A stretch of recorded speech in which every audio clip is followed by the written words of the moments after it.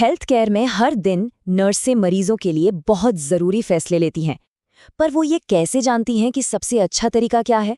देखिए, इसका जवाब सिर्फ तजुर्बे या परंपरा में नहीं है, बल्कि एक सिस्टमैटिक प्रोसेस में है जिसे कहते हैं नर्सिंग रिसर्च। चलिए, इसके 5 मुख्य चरणों को समझते हैं। तो सवाल यही उठता है, नर्सें ये कैसे तय करती है कि सबसे अच्छी देखभाल क्या है? क्या ये सब बस पुरानी प्रथाओं पर चलता है? जी नहीं, बिल्कुल नहीं।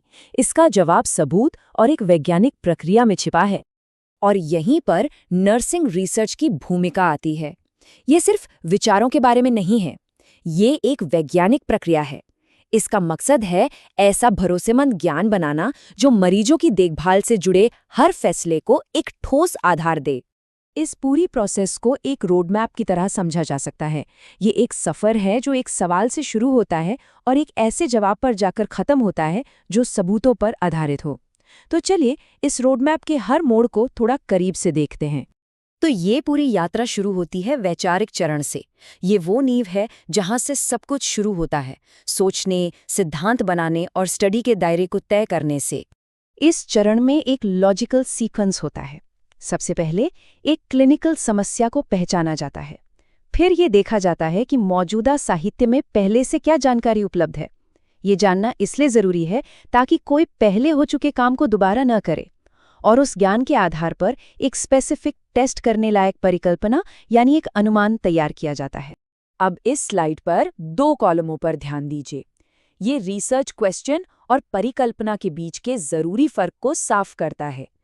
एक रिसर्च क्वेश्चन एक रिश्ते के बारे में पूछता है, जबकि एक परिकल्पना उस रिश्ते का एक बोल्ड, टेस्ट करने लायक पूर्वानुमान लगाती है। ये बिल्कुल एक सवाल और उसके संभावित जवाब जैसा है। ये कोड इस बात को बहुत खूबसूरती से समझाता है। जैसे एक आर्किटेक्ट को घर के लिए ब्लूप्रिंट चाहिए, वैसे ही एक रिसर्चर को एक वैचारिक ढांचे की ज़रूरत होती है।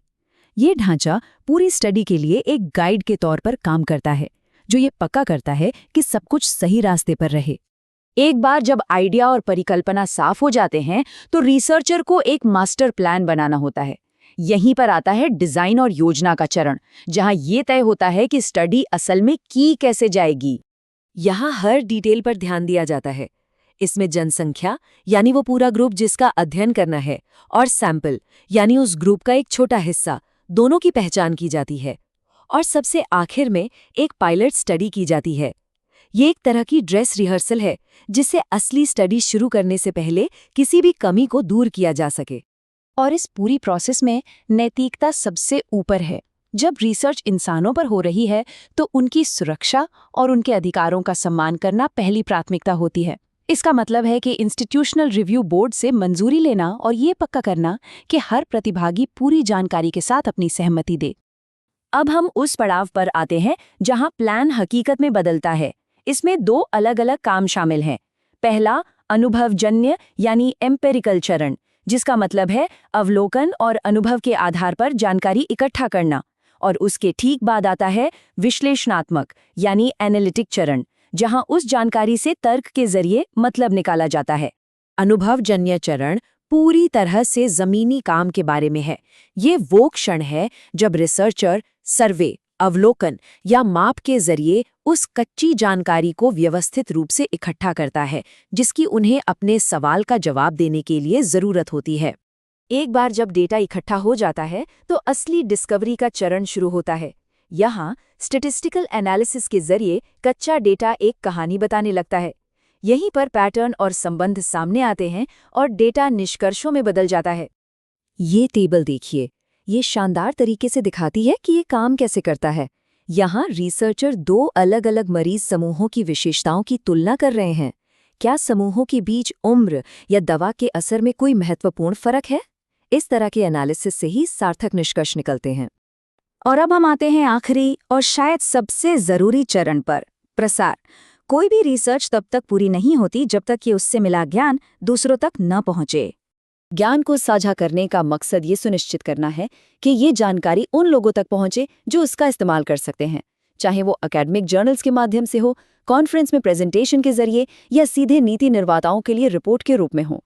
ये कोड प्रसार के महत्व को बिल्कुल साफ कर देता है। अगर नए ज्ञान को साझा ही नहीं किया गया, तो वो प्रैक्टिस में सुधार कैसे लाएगा? ये एक अलमारी में बंद एक शक्तिशाली उपकरण जैसा है, बिल्कुल बेकार जब तक उसका इस्तेमाल न हो। तो इस पूरी 5 चरणीय प्रक्रिया का अंतिम लक्ष्य क्या है? ये सिर्फ एक एकेडमिक एक्सरसाइज नहीं है। इसका असली मकसद सबूतों का इस्तेमाल करके मरीजों की देखभाल में वास्तविक ठोस सुधार लाना, स्वास्थ्य नीतियों को प्रभावित करना और भविष्य के रिसर्चर्स के लिए रास्ता बनाना है। इस पूरे विश्लेषण के अंत में एक सवाल सोचना बनता है। अब जब ये रोडमैप साफ है कि कैसे एक विचार को सबूत आधारित उत्तर में बदला जाता है, तो सोचने वाली बात ये है, नर्सिंग प्रैक्टिस में ऐसा कौन सा एक सवाल है जिसका जवाब खोजना आज सबसे ज्यादा जरूरी है?